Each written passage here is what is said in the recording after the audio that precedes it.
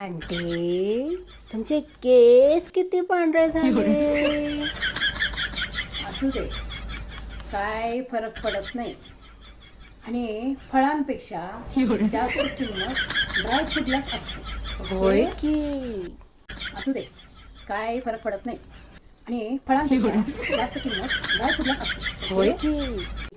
आज मी फार खुश आहे. माझी मैत्रीण येणार आहे. कोणता? अय्यो, माझी मैत्रीण आली. ये ना रीमा, आली आहे.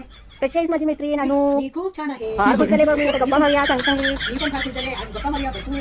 बरी जेवण झाल्यानंतर दोघी मैत्रिणी गप्पा मारतात. हे काय अनु सांग, काय ते सांगणार होतीस नाही हसायचं. माझी एक मैत्रीण आहे गं, अंजली म्हणून. ते काय झालं, देवाचं आम्ही करत होतो.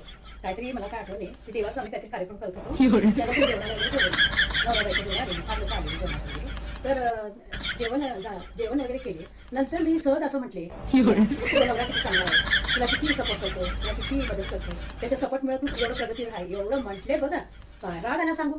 ते देवाचं हे करत गप्प बसली आणि 2 दिवसांनी परत आली आणि काय ओरडली मला, काय म्हणते. आणि ती म्हणाली, नवराचं एकट्याच असते काय, मी काय कष्ट केले काय, मी काय थोडं कष्ट केले काय, त्याच्याबरोबर मी काय थोडं कष्ट केले काय. जेव्हा मी कष्ट केले त्यावेळेला तो पण पुढे गेला आणि माझं काय सपोर्ट केलं असं माझ्या नवऱ्याला बोलणंच कसं असं म्हणून ती फार बोलली मला. मग तेव्हापासून मी ठरवून टाकली, कुणाच्या नवऱ्याला चांगलं म्हणायचं नाही.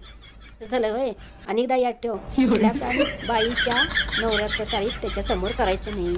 मग बायकांना राग येते. त्यांना चांगलं म्हणायचं, तूच चांगली तूच चांगली तूच चांगली. होय, होय, होय. अटकायचं नाही. होय, होय.